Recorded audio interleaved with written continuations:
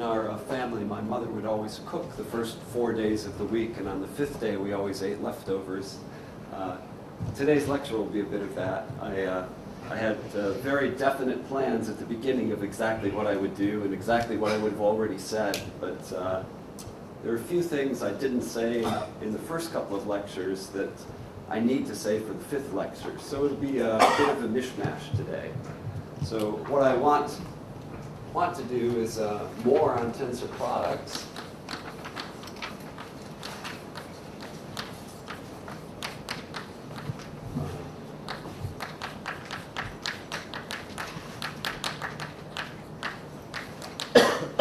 Applications to this Kahn, Hirschberg, Cyrilson. But first we've got to eat some leftovers.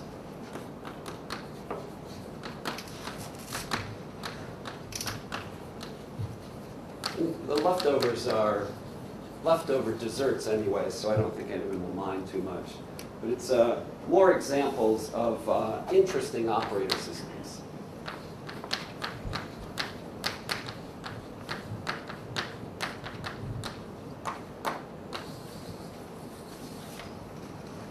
So the first ones we saw in Andreas's talks, and that's these graph operator systems.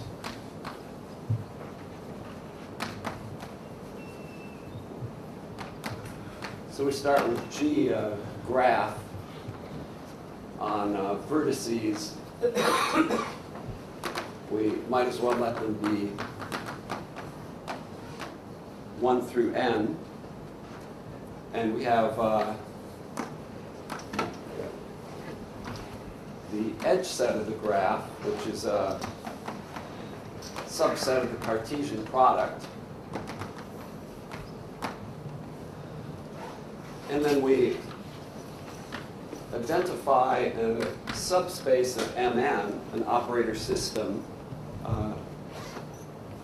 with the graph in the following way. It's just the span of the EIJs, so that IJ is an edge of the graph, together with, we throw in the EIIs always.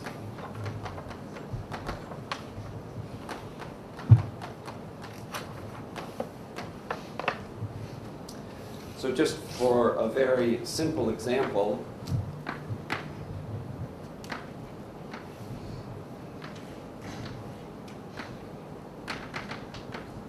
if I just take the line segment, 1 goes to 2, 2 goes to 3, 3 goes to 4, I'll have the span of, well, I'll always have the span of E11, E22, E33, ENN, but I'll also have E12 and E21, but I won't have E1 anything else because the first vertex is only has an edge going to the second vertex. So what the operator system is in this case is just the tri-diagonal matrices. So it's the set of matrices of the form A11,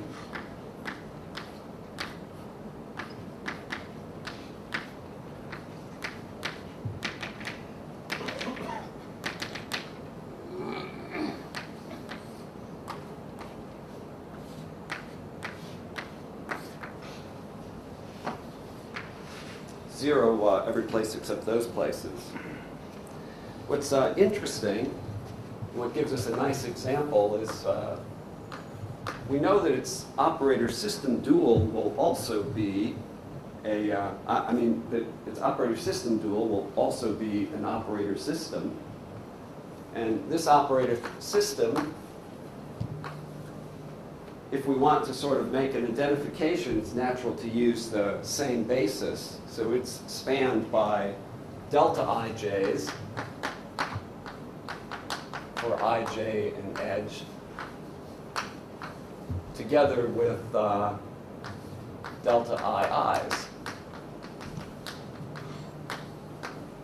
So it's natural to sort of picture dual linear functional as being given by these components. But when is it positive? So the answer is pretty easy to see. So it'll be some sum of, let's call them bij's.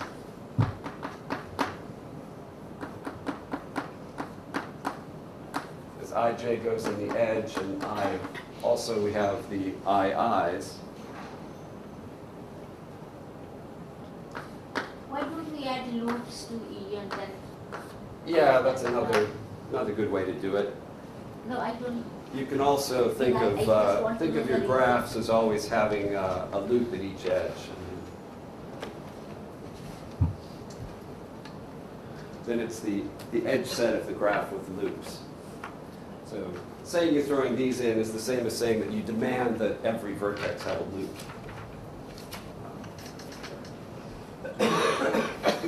Can anyone guess what the answer to this is? You know enough about density matrices. So to say that this is a positive functional, to say it's positive means that it's a map from SG to the complex numbers. It's a positive linear functional. Well, SG is a subspace of the matrices. And what do we know about positive linear functionals? They're completely positive, and yeah, they extend to the whole space. So there exists an extension F tilde. And then what do we know about positive linear functionals? Well, they have density matrices. And the density matrix associated to this would be what sort of matrix? Just an ordinary positive matrix. So this Bij, if I think of it as a matrix,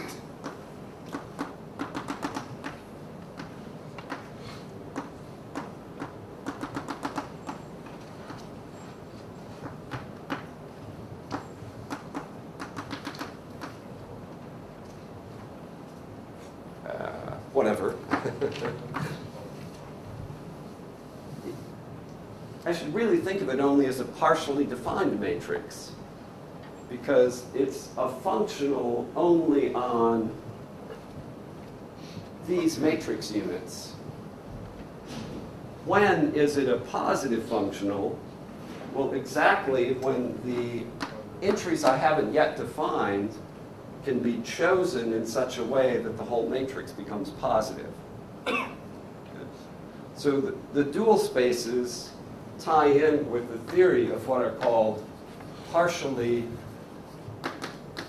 positive matrices.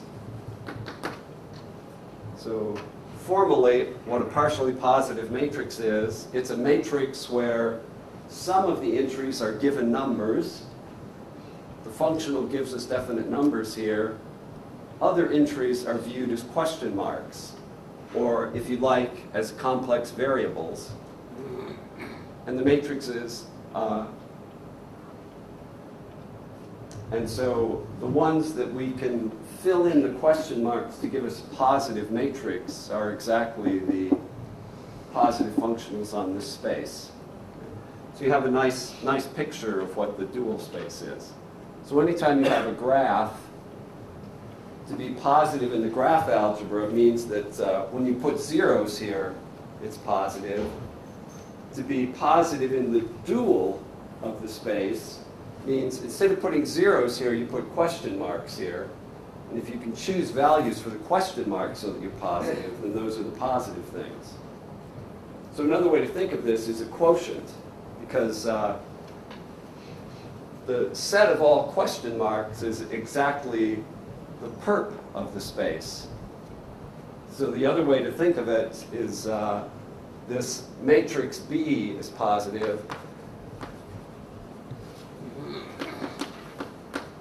if and only if there exists an M in the perp.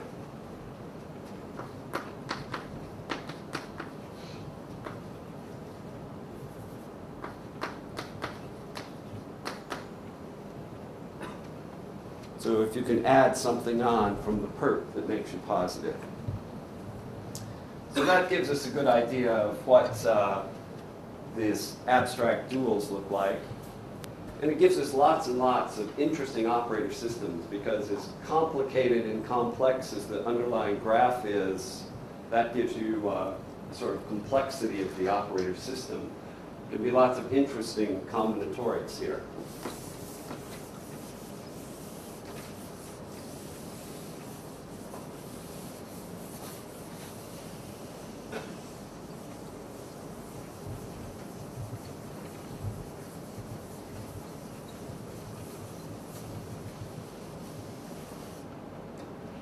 There's another formal way to see this business.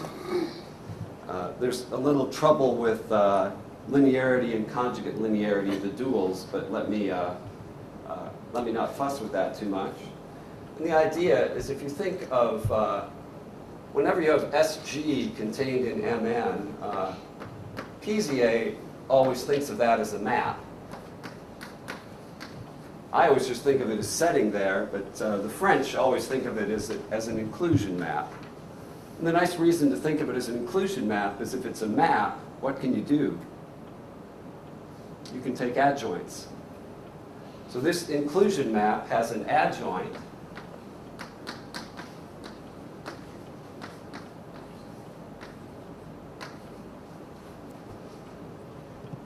But we've seen that the dual of MN, when we use the matrix unit basis, can be identified with MN. So this says that what the dual is it's a quotient of MN. And so if it's a quotient, so anytime you have inclusions, their adjoints are quotients. And if it's a quotient, then that means something is positive here, if and only if it lifts to something positive here. That lifting is exactly the filling in of the other entries. So this is sort of the formal, the French way to do it.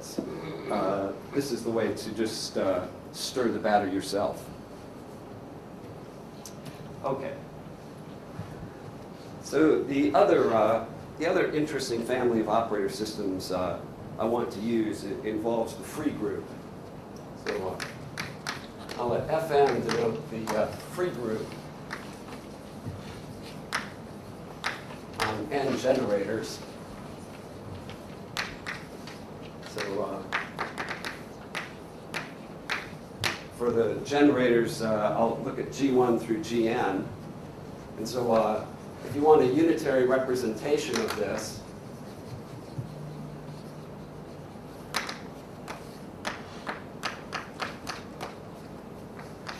that's just a homomorphism from Fn into the group of unitaries on whatever your Hilbert space is.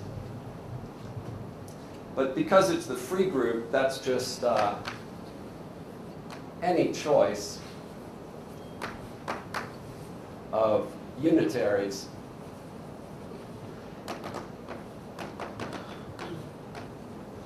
since your group has no relation, any unitaries you can take have no relations. And then the C-star algebra of the free group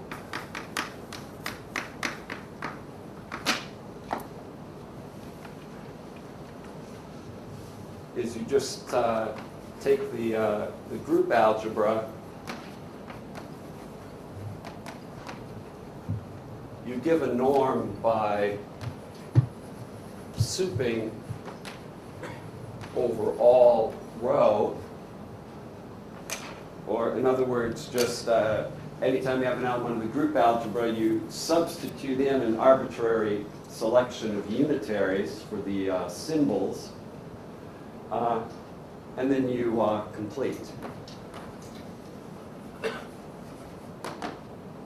So a representation of that C-star algebra, the generators are the G1 through Gn's, and you have a representation every time you choose any unitaries U1 through UN.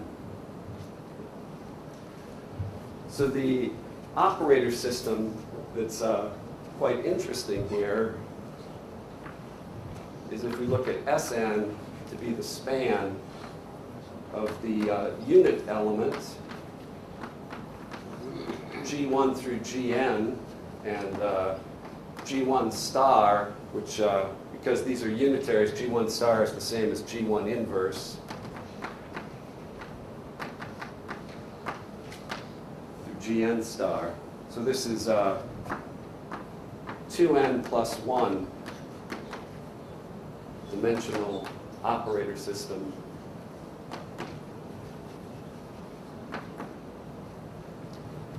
So you ask about examples of operator systems. These are nice finite dimensional ones, but this one has no good representation in finite dimensions, even though it is itself finite dimensional. And the reason is it's universal, right? If any unitaries on any Hilbert space in the world have to be represented by it. Sorry. In G1 star is G inverse? Yeah. So what should you take the stars or B? Well, G1 or the Gn itself would be closer. I want to think, I want to have a star space. Huh? You know, for operator systems, I always want a star operation. But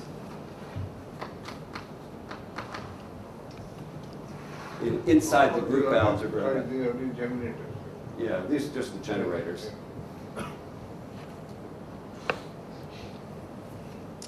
So here are some operator systems that, even though they're finite dimensional, they not much hope of doing anything very finite with them.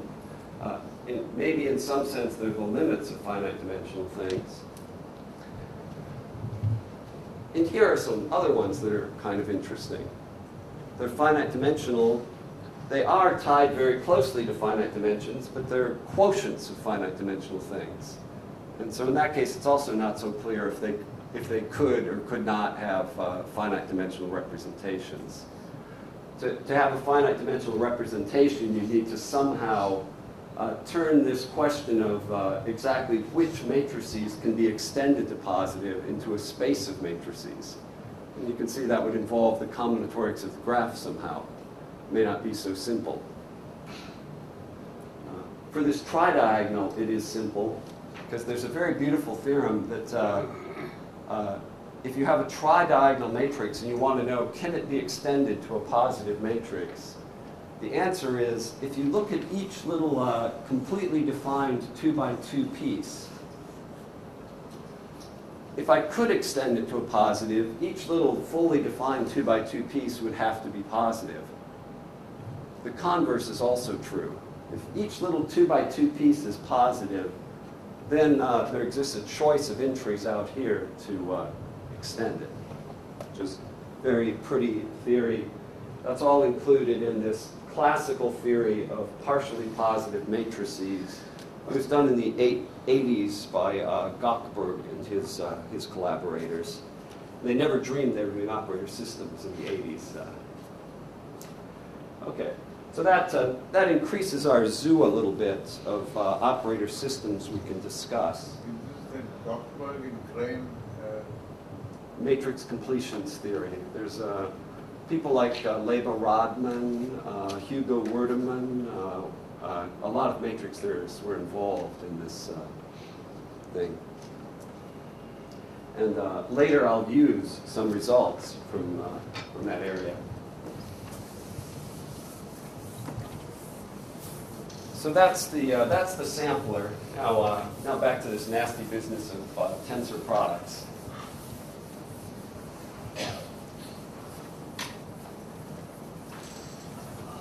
So yesterday we saw two tensor products for operator systems. The very smallest one, the min one, and the max one. Today I want to introduce you to three others quickly, so that we have more gods in our pantheon. So the next one I want to talk about, also these are the ones that, on a serious note, these are the ones that I think are important.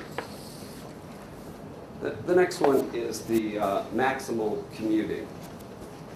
So I have two operator systems.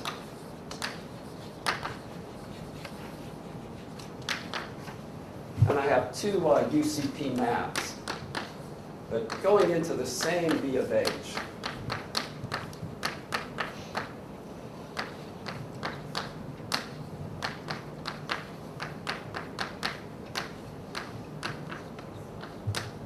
And I want them to commute. So when I say that two maps are commuting, what I mean by that is that phi of s psi of t equals psi of t phi of s. Now, one reason I need them to commute is, remember, if you have two positives and you take their product, it itself will be positive if and only if the two things commute. So remember, in the tensor product, if we have a p tensor q, we want p tensor q to be positive. So in that sense, we are going to need this sort of commuting. So every time I have a phi and a psi that commute, I can always, well, in general, I can always define a map from S tensor T to B of H. I'll use it a circle dot because there really is a product going on here. I only need to tell you what it does on elementary tensors.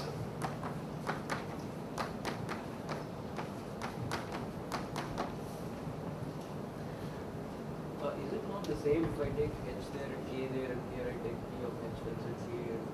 Well, see, then I'm demanding that something be a spatial tensor product.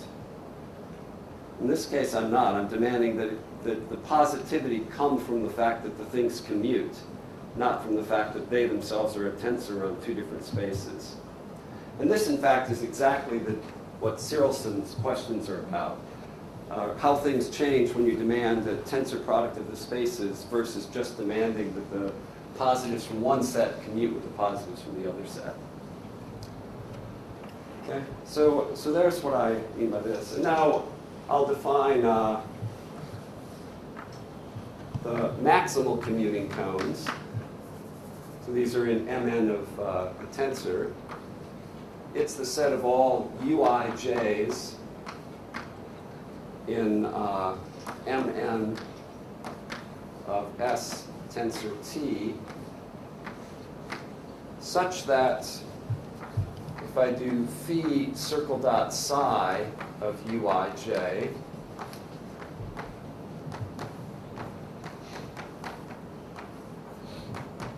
that's a positive operator on, this is my notation for the direct sum of H with itself n times, because that's where this operator matrix lives. And that be true for all phi and psi commuting. So that's the way I'll define what are the positive elements at each level in the S tensor T.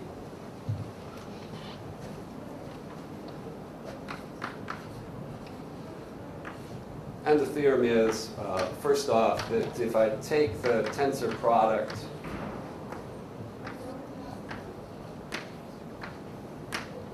this family of cones, the identity of S tensor the identity of T,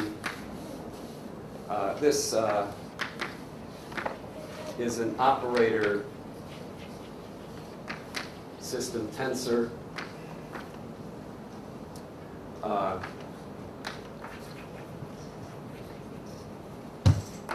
I could do this for any pair S and T, and this is, again, is something that's functorial. It's commutative. The thing you get for S tensor T is the same you get for T tensor S. That's all I'm going to say. Associative, we're sure it's not, but we've never written down a nice example to show it's not. So this is something I'm certain of without proof.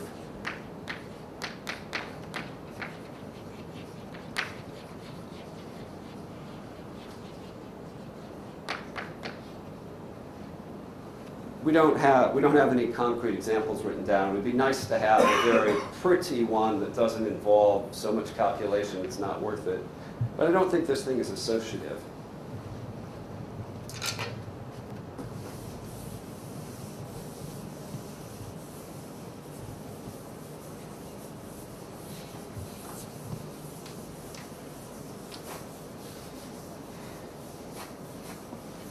And let me just quickly introduce you to the other two. I'm not going to say very much about them other than I want to define them.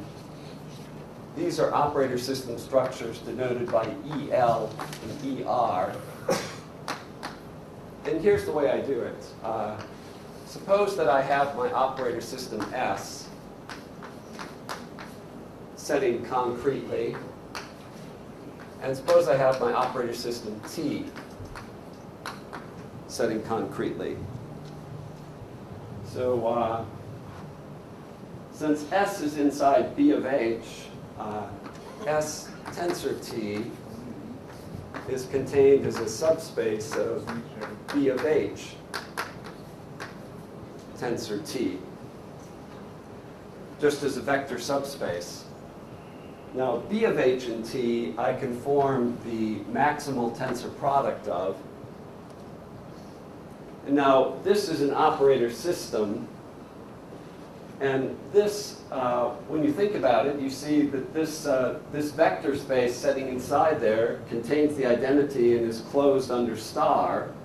So it's an operator subsystem.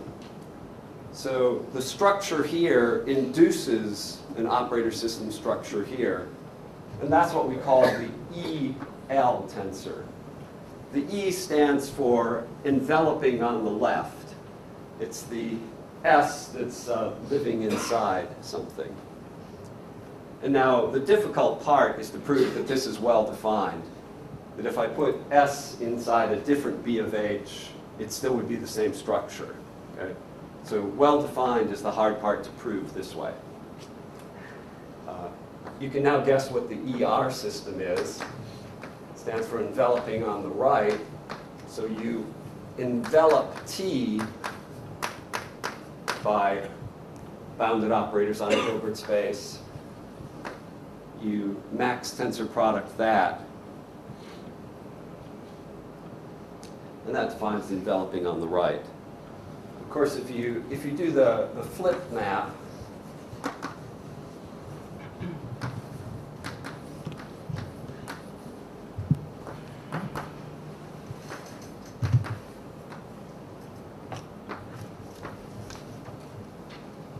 because if you envelop S, here you're enveloping S, here you're enveloping the right-hand term, which is S again. So those are the same.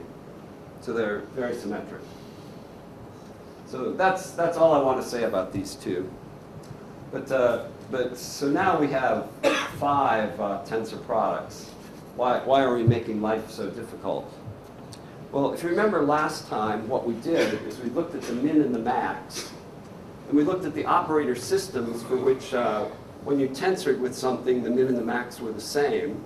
And we got a beautiful characterization of those systems. So in general, if I'm given functorial op system tensor products, let's say alpha and beta, we'll call an operator system S alpha beta nuclear,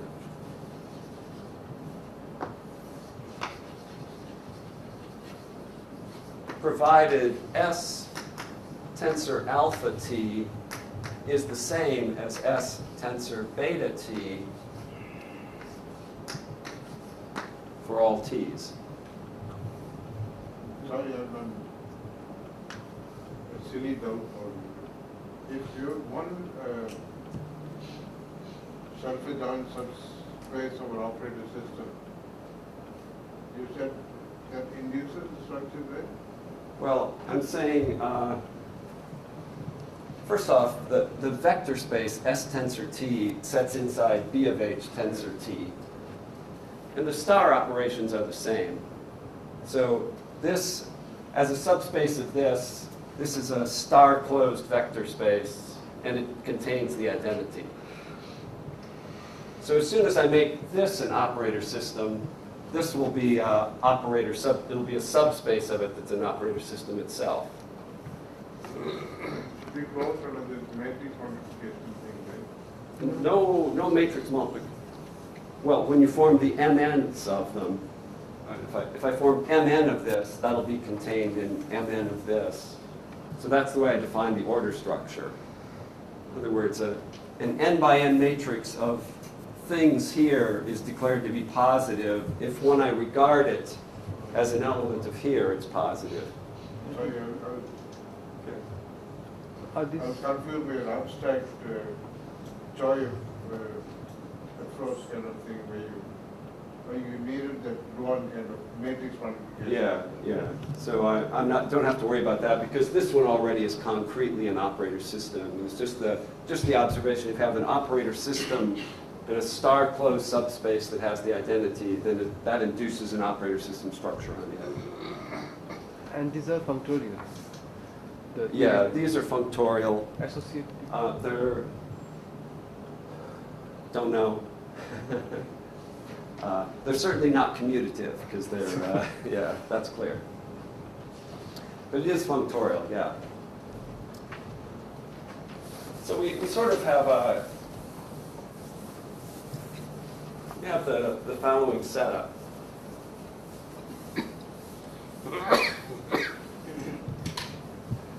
So we have the min setting down here. We have this EL and this ER. We have this commuting. And we have this max. What is maximal about the commuting tensor product? Pardon? What is maximal about the maximal commuting tensor? C is the maximal commuting. And then max is the max I did yesterday, the one that's maximum for the whole category. What is maximal when you call it maximal commuting? Oh. Call it commuting. It's, I use the word maximal commuting because you're souping over all commuting things.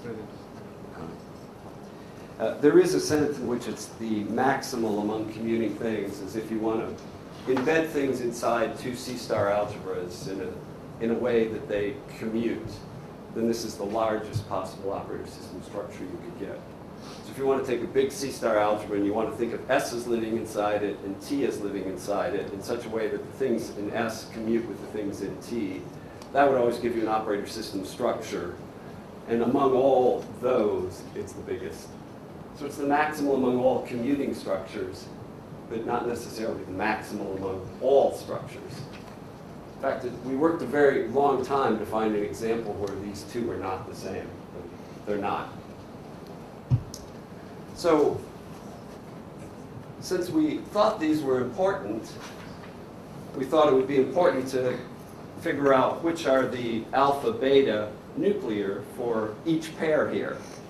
So there's 10 possible theorems. And I think the theorems justify that these are important notions.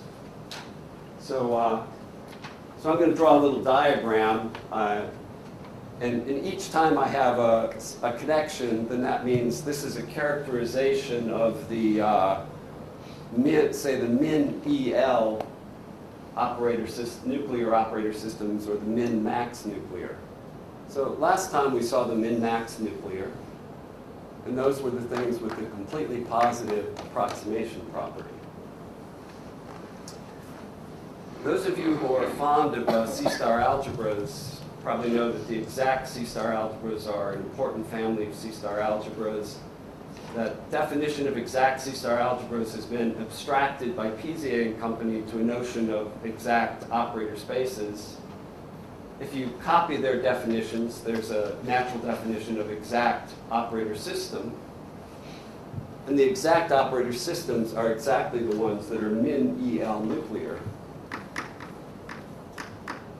So it gives you an abstract tensorial way to think of exactness. They're the ones that preserve this kind of tensor product. Is it necessary to put it in the right?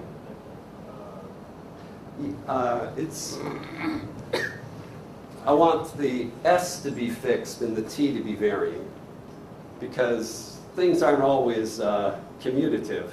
So it depends which one you fix and which one you vary.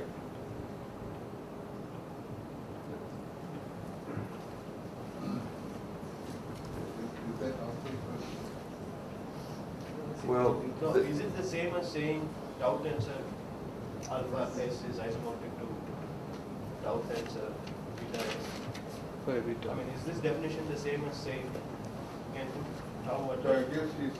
if Is it the nuclear? you mean this, Is it also the same definition? no, because tau tensor S and S tensor tau may not be the same at all. So this is not the same. That's why it's very careful that I'm fixing the S to be on the left, especially for these ones where I can't flip So things. maybe left alpha beta nuclear is more. Yeah, maybe I should have called it left nuclear. But the reason I don't really need to do that is anytime you have one, you can define the flip to get a new one, and that reverses everything. But yeah, it's there is a bias to this definition. But I'm left-handed, so I like the good things to be. The good guys should be on the left, not on the right. The ones who are free to do whatever they want, those are the righties. The people who are left-handed are the ones who are special. Okay. Another important thing you encounter in C-star algebra theory is the idea of the weak expectation property. It says that if you take a C-star algebra and you look at its double dual, between the algebra and its double dual, there's an injective algebra. So that's something you can generalize easily for operator systems. You take the operator system, it lives inside its double dual, which is an operator system. And if there's an injective in between, then you say that operator system has the weak expectation property. Operator systems with the weak expectation property are exactly the ones which are EL max nuclear.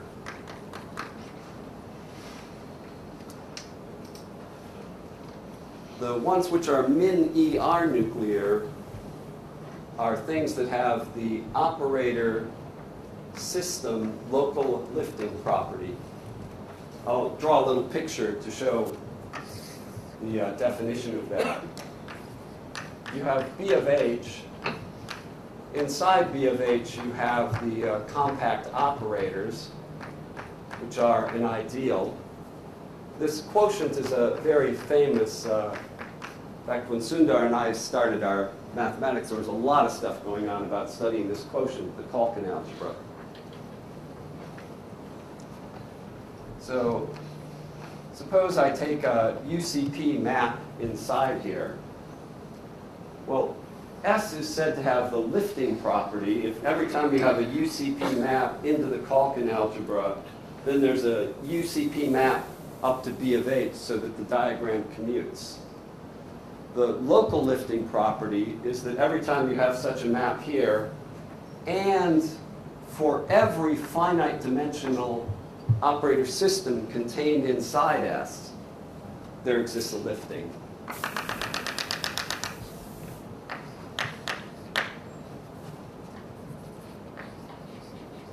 So you can find a map defined here so that when you do the UCP map here and followed by the quotient, it's the same as the original map restricted to F.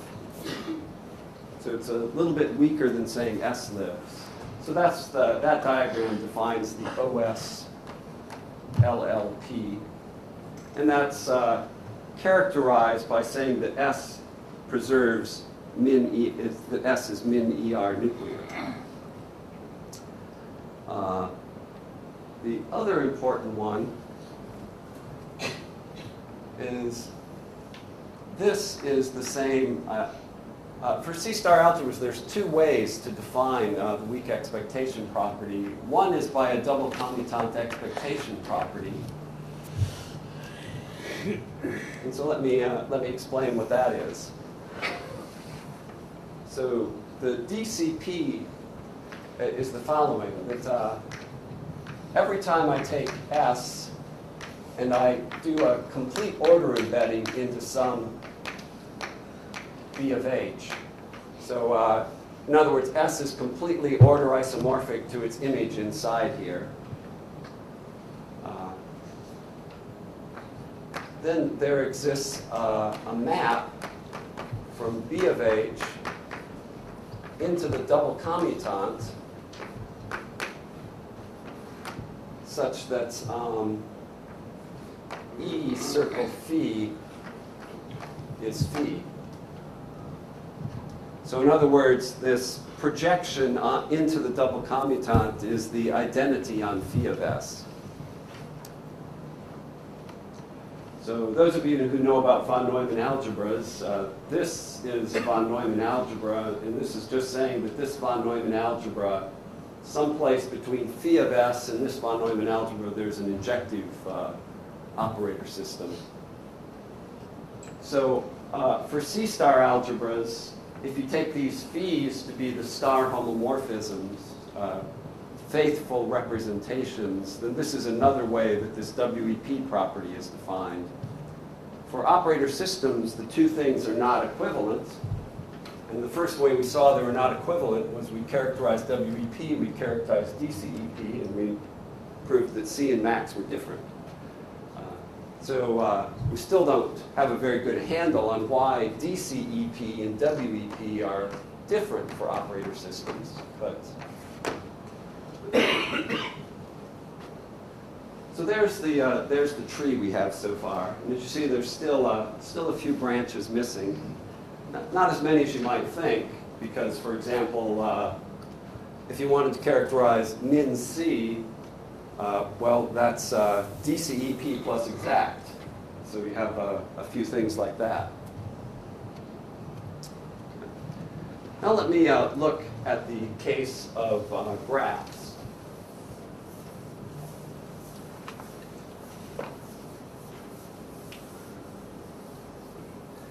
And surprisingly, we can say something interesting in that case.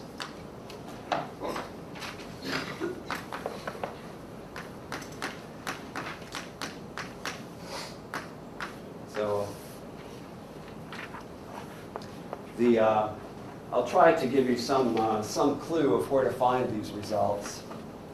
So there's a paper by my student Kavruk, myself, Todorov, and Tom for the first paper on tensor products is where this theorem is. And incidentally, this filling in with all these things, most of those results come from the second paper on tensor products by the four of us. So the first theorem that I think is kind of interesting is that it's a combinatorics. It says that if G is a chordal graph, I'll define what that means in a moment, then SG is min C nuclear. So what a chordal graph is in the graph, if you have a cycle, then a chordal graph means there's a shortcut. So anytime there's a cycle, then there has to exist an edge that joins and shortens the cycle. So every minimal cycle will have to be length 3. As soon as it's length 4, there would be a shortcut across. So another way to say it is minimal cycles are all of length 3. In graph theory and combinatorics, there's 4 or 5 different combinatorial characterizations of chordal graphs. What we hoped to prove is that this is another characterization of the chordal graphs. but we don't know if the converse is true. So that's the first sort of combinatorial open problem. Very silly question. So trees are called common graphs? Yeah, because there are no, so if there are no loops, then for free, it's vacuous. So tri-diagonal matrices, that corresponds to a chordal graph. So the tri-diagonal matrices are something for which the min and the commuting tensors are always the same. So what we don't know is which graphs have S of G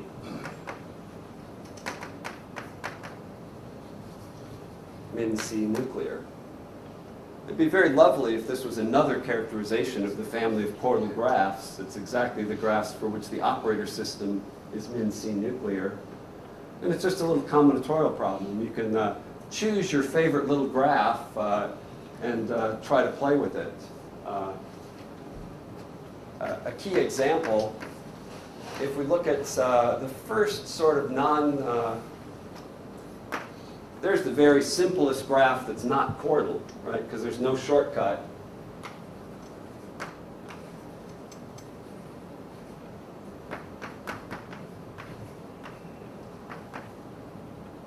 And we don't know if that one's min C nuclear or not.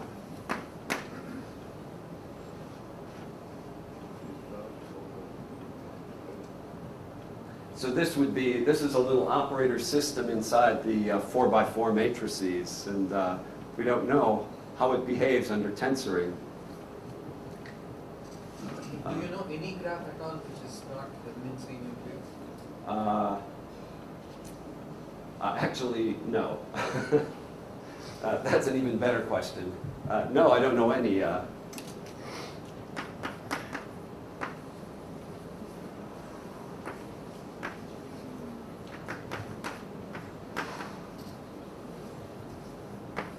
It might follow abstractly from some of our stuff, but I certainly don't know a concrete one.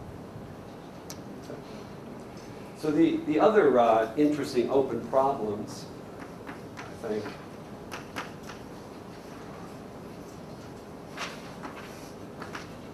well, pick any two of these, and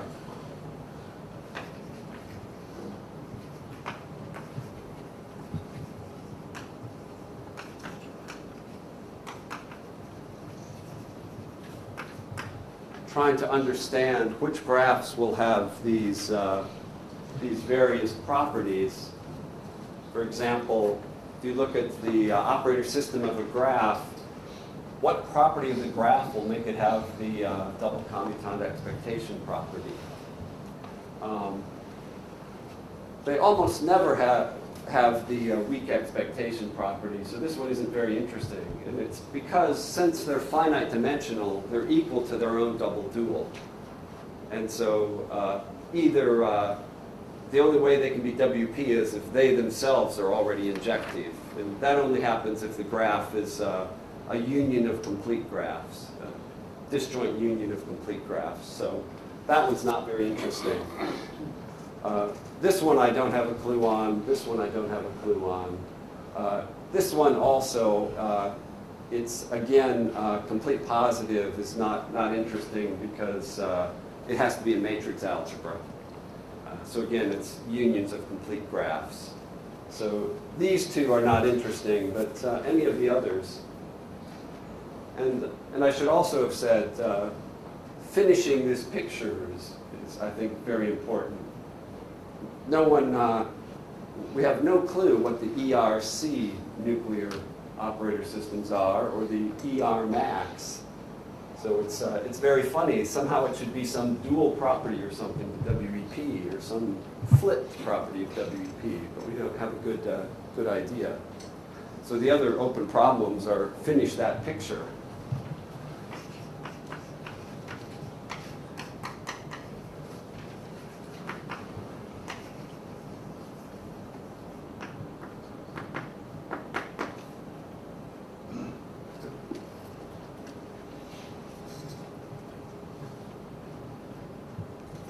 Any questions? So I think there's lots of interesting things here. The other ones that we don't know much about are, instead of asking these questions for graphs, you can ask the questions for the operator system dual of a graph. And we've seen that those have a fairly nice characterization. And we don't know any of those answers to any of those questions. We haven't started exploring those at all. So the S, let me just put it this way, S sub G dual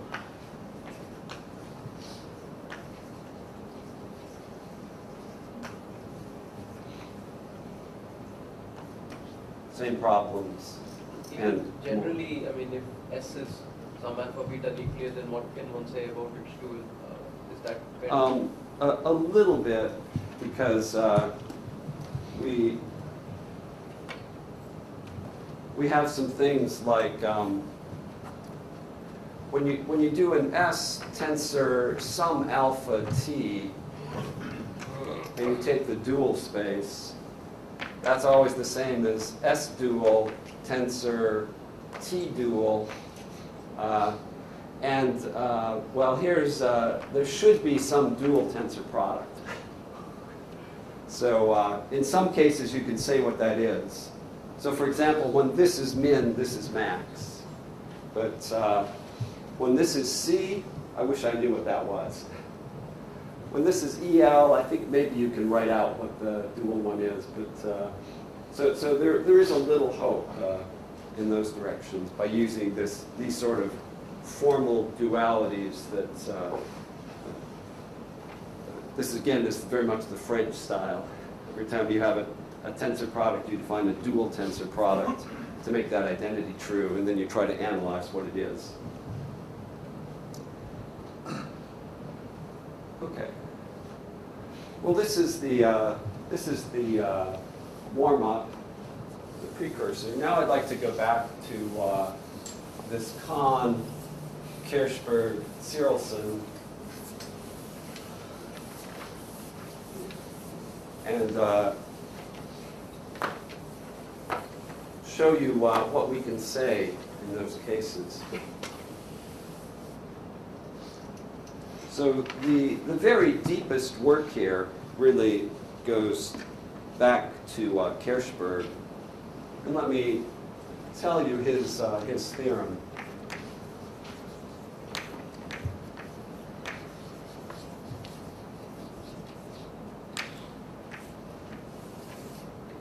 And this goes back to early 90s.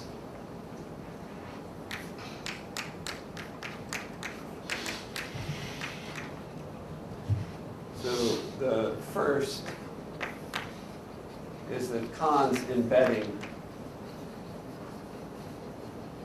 conjecture is true.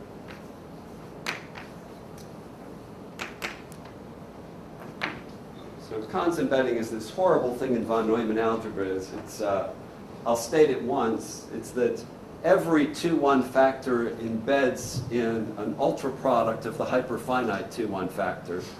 Now I've said it.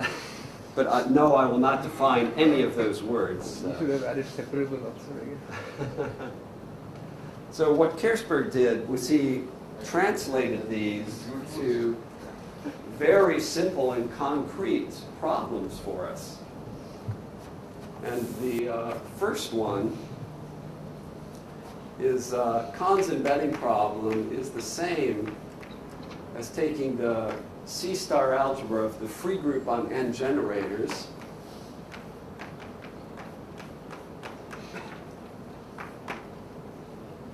you look at its spatial, or if you like, minimal representation.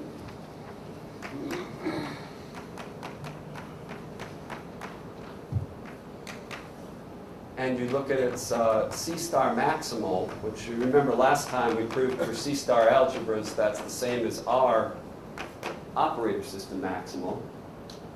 If those two are the same for all n, Now let's think about what that means for a moment. The C star max means that I take a representation of this algebra and I take a representation of this algebra on the same Hilbert space such that this representation commutes with this representation. And so that's what a typical representation of this algebra would be. And now you'd like to know, if I just take the usual spatial way to think of the tensor product, if I could define a star homomorphism from that to this pair of commuting things. Well, I think those of you who understand Cyrilson, you see the connection immediately with Cyrilson. Because what is Cyrilson doing? He's taking n observables,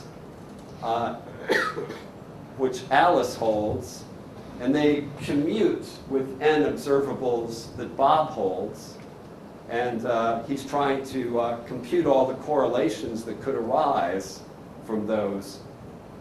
And he wants to know, is that the same as if you had, usually when you have two labs, you spatially tensor product the state spaces. So Alice's would live here, and they'd be spatially tensored with Bob's, which live here. And Cyrilson is asked, are the correlations the same or not? Well, this is exactly Cyrilson's problem. When your correlations are, instead of given by Hermitians, we think of them as n unitaries, but that's the only difference. So this, Kirchberg had already was really truly the one who made this connection, and then making the link from here to what Cyrilson is acting is not such a huge leap. The third thing he proved is Kahn's embedding is the same as asking if C star of Fn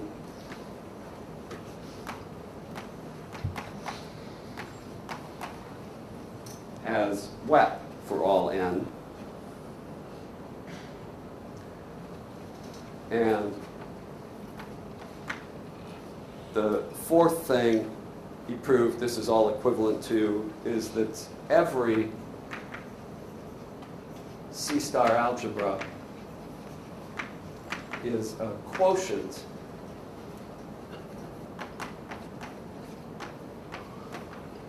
of a C star algebra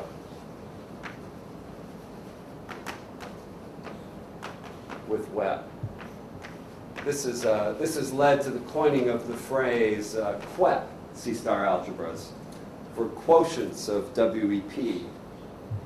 So deciding if every C star algebra is a QEP C star algebra is the same as deciding if Kahn's embedding is true. Now the difficulty, this is an approach almost no one has tried yet, but I think it's very interesting. The difficulty is, you see, most people believe Kahn is true. So if you believe Kahn is true, then this is a vacuous condition, because it means every C star algebra should be QEP. So you shouldn't try to look for anything. But if you think Kahn is false, then there should be some C star algebras which are not QEP. So it would be very interesting to try to find internal characterizations with what describes QEP C star algebras. And quite a few people have thought about that, and no one's been able to think of anything. Because being able to think of anything is exactly the same as being able to differentiate QEPs from everything, which is the same as already having proved Kahn is false. So it's very, very subtle, but it's a very interesting approach to try. Also, Kirchberg often looked at the free group on infinitely many generators, and you could replace the for all n's by using the thing with infinitely many. Okay, well here's where we've been able to add a little bit to the list.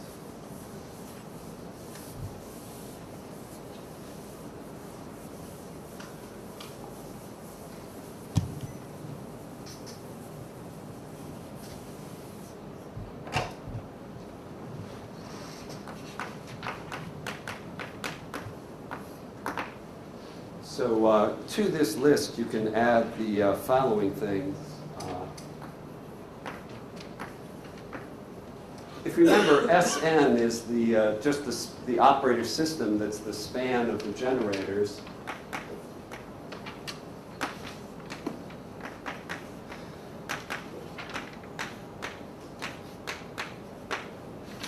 It's not too hard to do the equivalence between when 5 and 2 are equivalent. Something that's a little more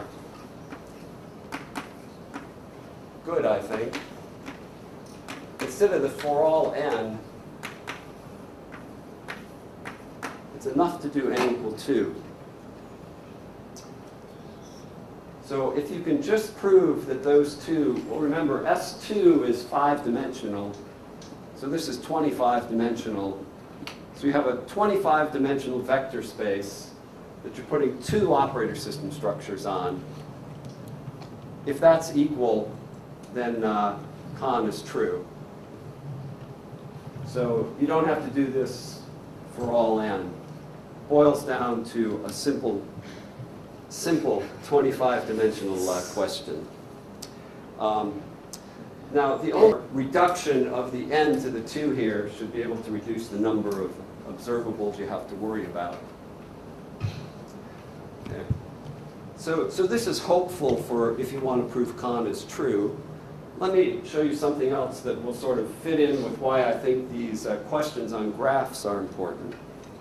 Excuse me, this 2 is for all n, right? Pardon? Your 2 is for all n, right? This one?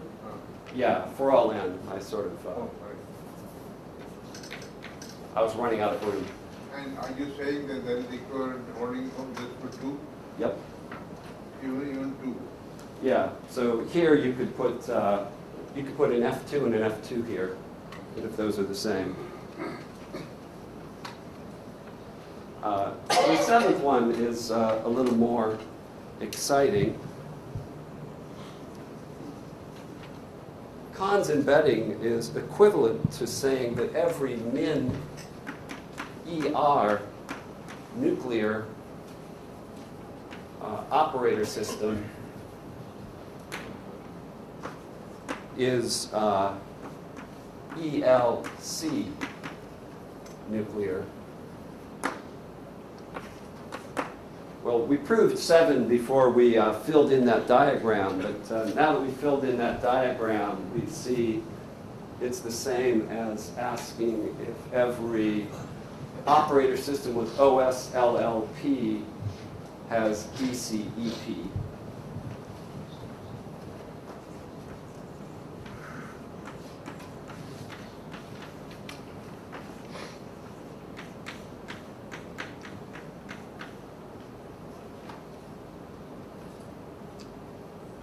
So quite possibly, there are graphs so that you have a graph so that S of G is an operator system with one of these properties but without the other one. Which is why I think it's important to get in and try to understand for graphs what is the combinatorics that characterizes these various properties.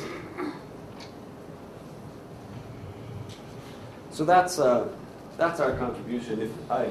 I think if you believe con is probably false, then this might give the very best hope for proving con is false, because all you have to do is produce one operator system with this property that doesn't have that property. And you have a whole pantheon of operator systems to rummage about in to try to find the counterexample. So before, everyone was sort of forced to stick to C-star algebras to do things. Now we can just do things playing with these little finite dimensional guys and maybe find a combinatorial obstruction to con being true. Okay. So I still have a few minutes left.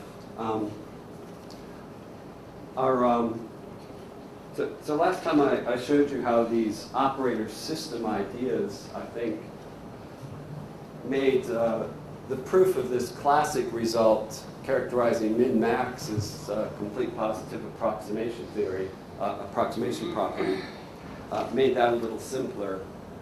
The other thing that our operator system machinery has made simpler is one of the theorems leading up to this.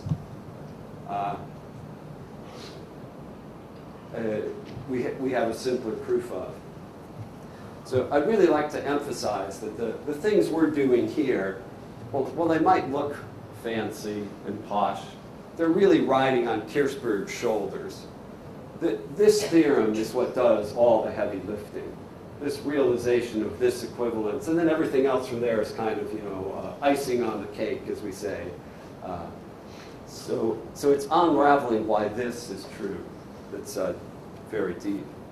And one step in his proof of this is the following theorem. And I believe Pizier talked about this theorem last week, too. So the other very deep theorem of Kirchberg's, at least from my viewpoint,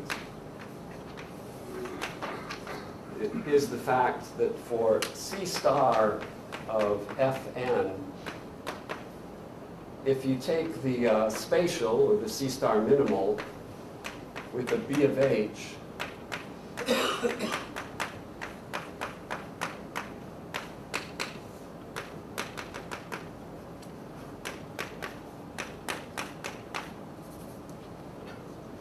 so again, this means you take your unitaries here, aren't any unitaries in the world living in some giant Hilbert space, and you've shoved a copy of another Hilbert, bounded operators in another Hilbert space in there in such a way that they commute.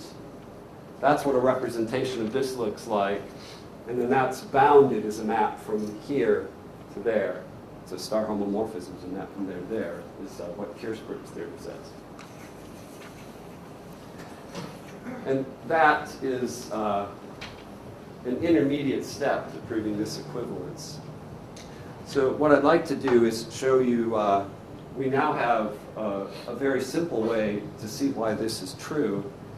And what it uses is something I haven't had a chance to talk about yet, which is quotients of operator systems.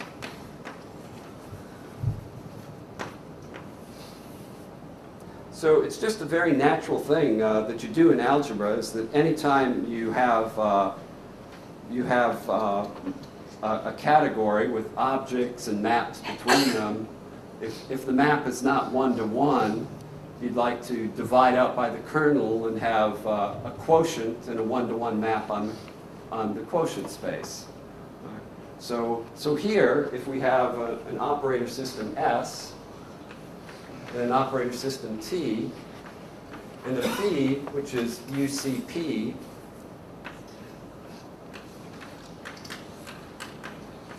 and has non-trivial kernel, you want a quotient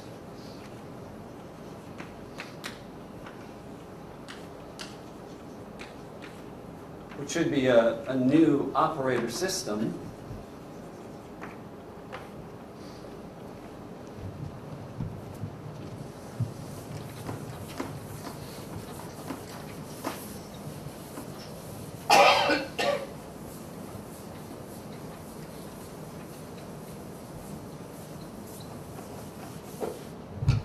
And that has the property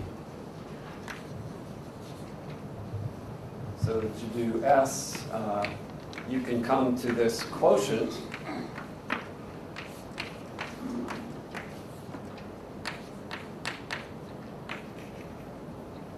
so the quotient map, of course, should be UCP, and then there should be the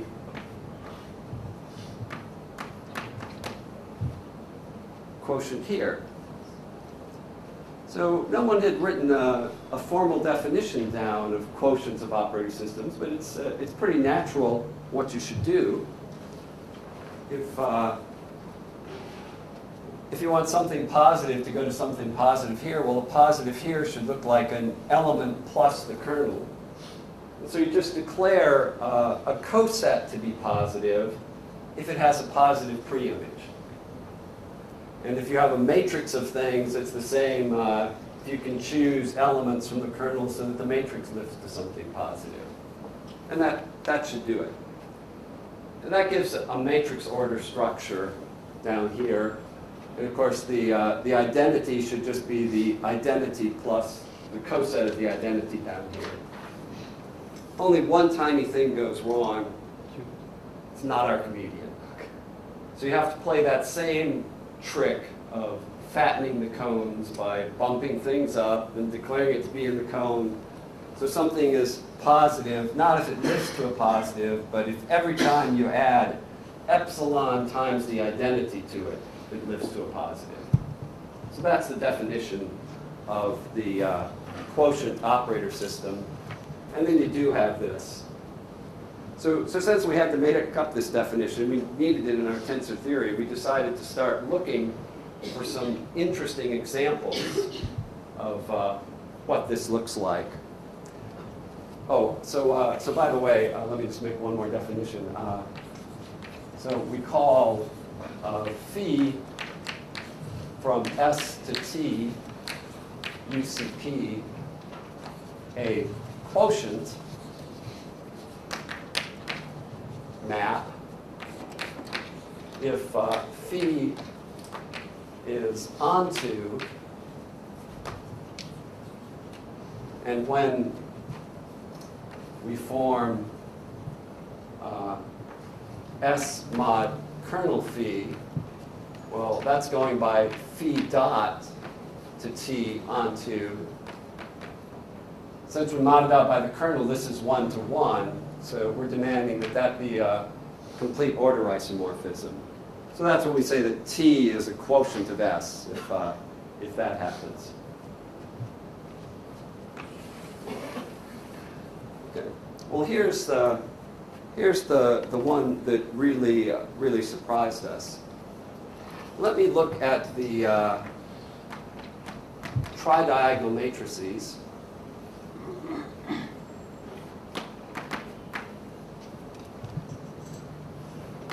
You'll see why I want to do n plus 1s. So this is inside mn plus 1. And let K for kernel be the set of diagonal matrices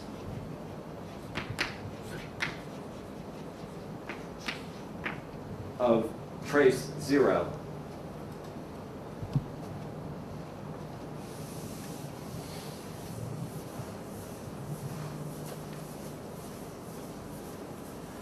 And what I'd like to do is I'd like to define a map phi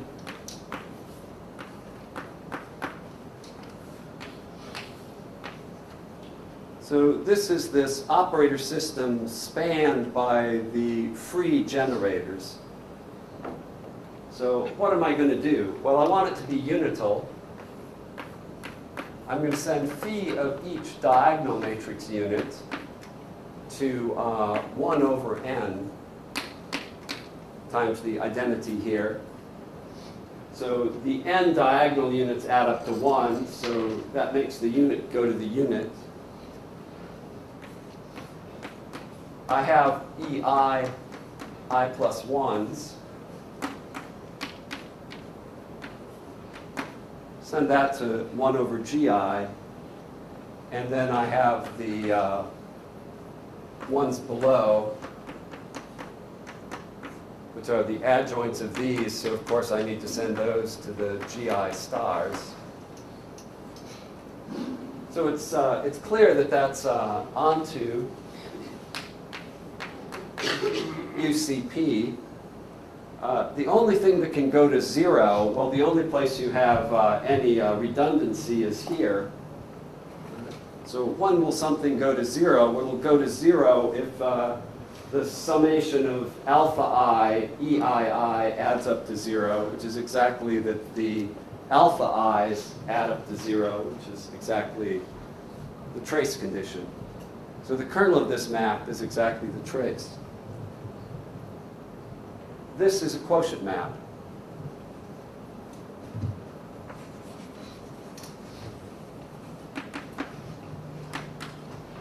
So So this very, very complicated object, the universal object for arbitrary non-commuting unitaries, is really just a quotient of finite matrices.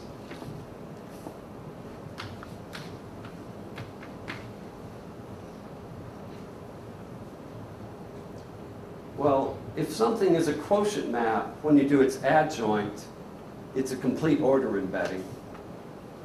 So if I do the adjoint of this map,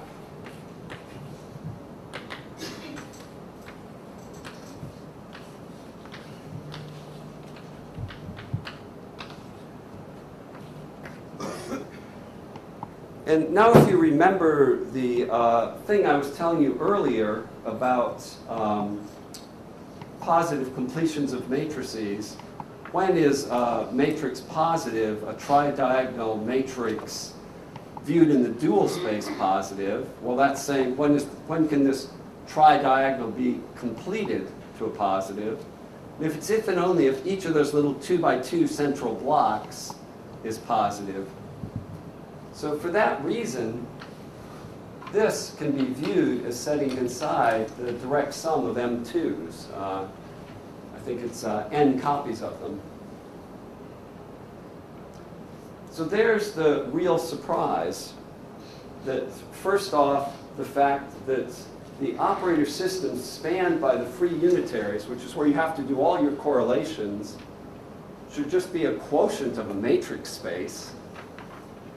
And second off, that fact means that the dual of this transcendental object is just a subspace of matrices. Well, so now anytime you have duality in play, working with this is really not much harder than working with its dual, by playing little games of taking duals and adjoints every time you can. So that's allowed us to reduce many, many questions about this to finite dimensional matrix questions. And in the end, it allows us to reduce Kahn to some matrix questions. But so back to here.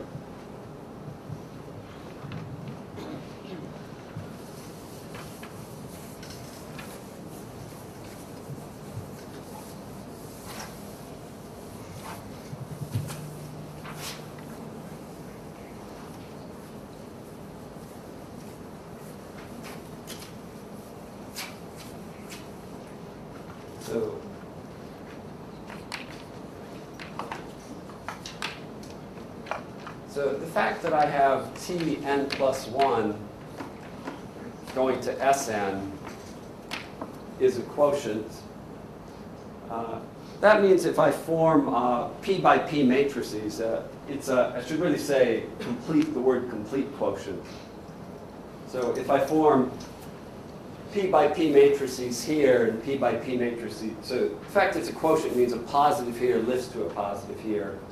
The fact that it works at all matrix levels means that P by P matrices over this and P by P matrices over this, P by P matrices here lift.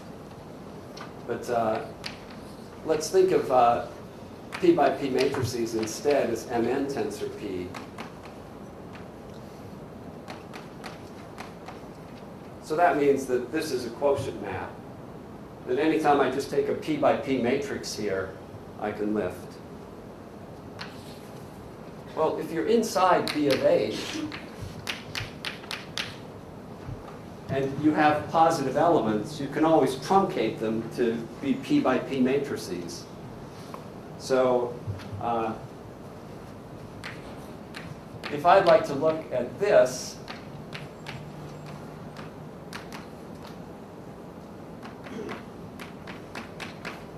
if I'd like to start with something positive down here, I first truncate it to a P by P matrix. The B of H coefficients I truncate to P by P matrices. That truncation will preserve positivity. By this fact, that'll lift to a truncated P by P positive element up here.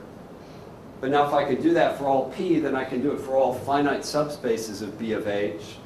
And then by taking limits, I can do it for B of H. So this is still a quotient map.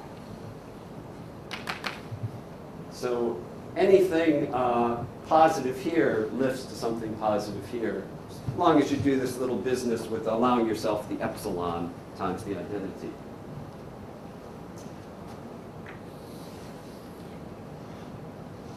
Okay. So here's the picture I'd like to look at. I'd like to look at Sn tensor min B of H. And I'd like to look at Sn tensor max B of H. And I'd like to know if the identity map from one to the other is completely positive or not. Well, what I'll do is I'll put Tn plus 1 tensor B of H up here, max. And now, if you think of our very concrete form for how you define elements of the max tensor product, it's pretty easy to prove that if you have something that's positive in the max tensor, it's basically it's a Pij tensor or Qij. You lift the Pij to something, and then you have a Pij tilde tensor Qij tilde, which is something in the max here. So that's just, I just outlined the proof of one of our lemmas, that the max tensor always preserves quotients. So this is a quotient map. Well, if you remember, the tridiagonal matrices are a chordal graph. So Tn plus 1 tensor min B of H is the same as Tn plus 1 tensor C B of H. And so that's the universal object for CP maps of B of H commuting with CP maps of Tn plus 1.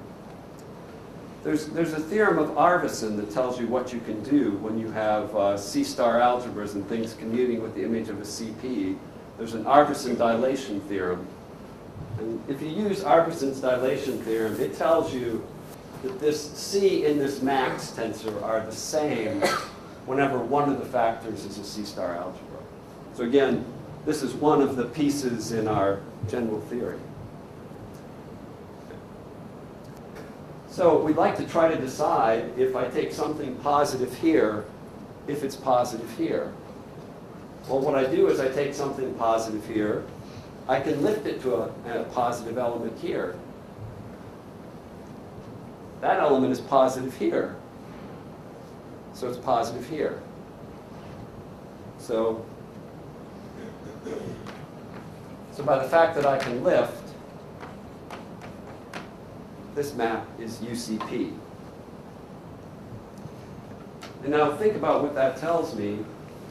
This says if I take B of H and I take the free unitaries and I put them, the B of H here, and then I put the free unitaries spatially someplace else, that's what the min is.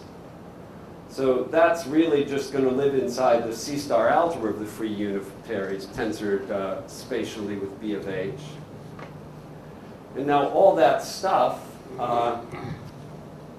over here, this is any copy of B of H and any copy of Sn. I have a CP map from there to there. So in particular, if I had a representation of B of H commuting with a representation of Sn, that would be even smaller. And so I'd have a map from here to here. But then that's a map that's on the generators of that C-star algebra is completely positive. That makes it completely positive on the whole C-star algebra. So that proves that the map from the identity map from here to here is completely positive. So the two C-star algebras have to be the same. The smaller one, if it's completely positive going into the bigger one, then they're the same C-star algebra. So I know that was quite a bit, but Kirchberg's proof was 15 or 20 pages of very hard calculations. And they all are now coming from this lifting business. Everything else was just little preliminary lemmas we were able to scatter around through a couple of papers. And it was the fact, this little piece of magic, that this operator system is a quotient of a matrix space that makes everything in his hard calculations work, it appears. So we're halfway to trying to simplify the really deep theorem of Kirchberg. We've simplified part 1 of it anyways, so we hope to do part 2 in the future. Well, I'd like to thank you all for listening to me for more than 5 hours. But I should be able to multiply 5 times 90 minutes. That's for later. I'd also like to, my very first talk I was a bit rushed and a bit jet lagged, so I didn't really properly thank our host. I know how much work Sundar did to put this all together, and he applied enough leverage to get me to the East for the first time in my life. So I'm really very grateful for being here, and I'd like to thank you all for coming.